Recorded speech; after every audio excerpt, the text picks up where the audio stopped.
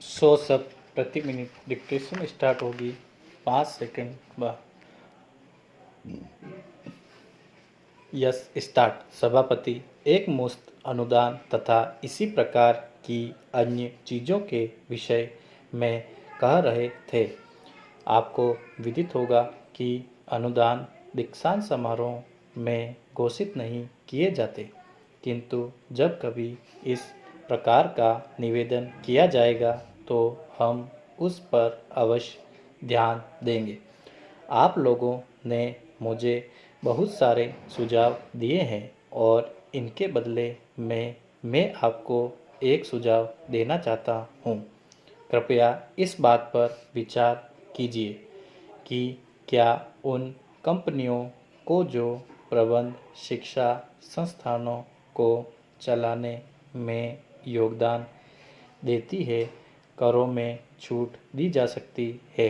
हमने विभिन्न उद्देश्यों के लिए विभिन्न प्रकार की छूटें दी हुई है। आजकल हम इस प्रकार करों में छूट देने में बहुत अधिक उदार नहीं है, क्योंकि एक यह अप्रत्यक्ष रूप से अनुदान के समान है जिस पर हमारा कोई नियंत्रण नहीं होता। मेरा तात्पर्य यह है कि हमें यह मालूम नहीं होता कि किस छूट का उपयोग किस प्रकार किया जाएगा, किंतु देश में श्रेष्ठ प्रबंध शिक्षा को प्रोत्साहन देने हेतु कुछ करना आवश्यक है। यह तकनीकी उत्कृष्टता जिसकी हम सब कामना करते हैं का ही अंश है। इस विषय पर यदि आपकी कोई योजना है तो हम आपके साथ बैठकर उस पर विचार कर सकते हैं कि भारत सरकार इस विषय में क्या कर सकती है।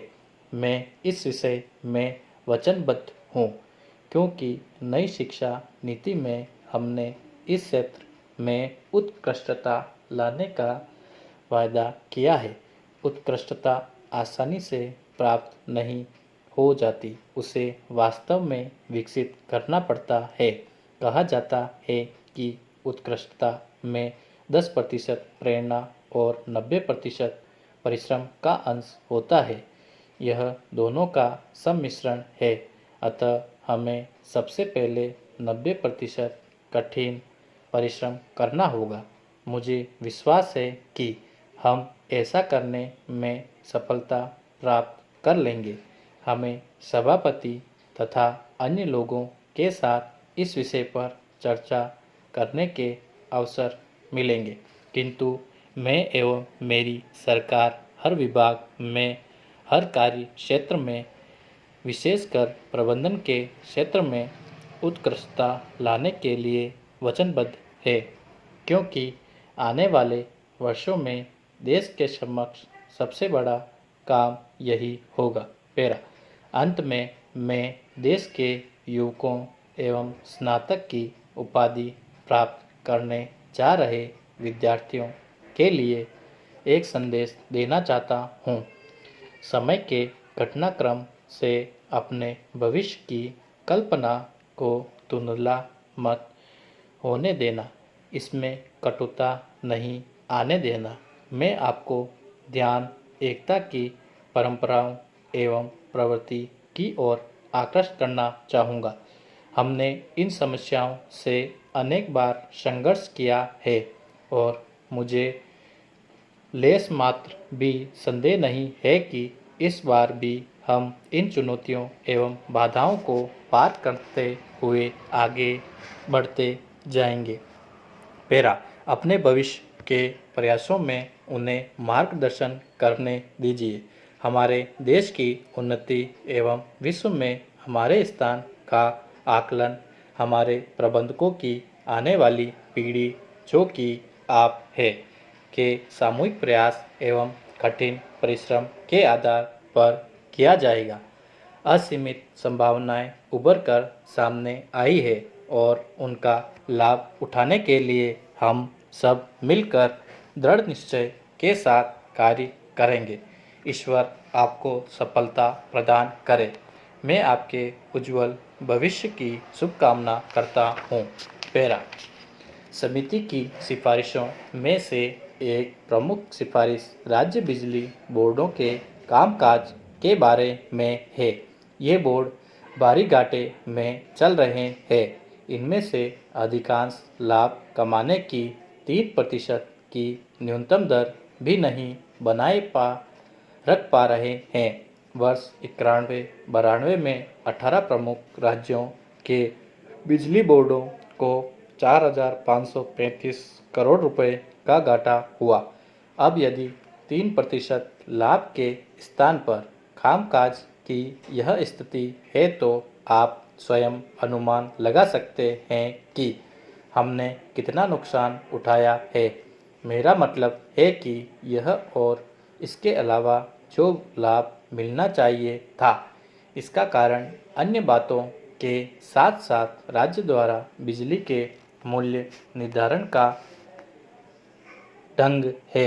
यदि राज्य बिजली बोर्ड केवल घाटा ही पूरा कर ले तो भी हम 4,595 करोड़ रुपए के अतिरिक्त संसाधन जुटा पा सकते हैं। इस दिशा में कुछ निर्णय 1991 में हुए विद्युत मंत्रियों के सम्मेलन में लिए गए थे, परंतु राज्यों ने उन पर अमल नहीं किया है। मैं देश की प्रगति के लिए बिजली के महत्व पर क्या जोर दूं? यदि हम बिजली की तेजी से बढ़ती हुई आवश्यकता को पूरा नहीं कर पाएंगे तो औद्योगिकरण के हमारे सभी कार्यक्रम निरर्थक हो जाएंगे। पैरा।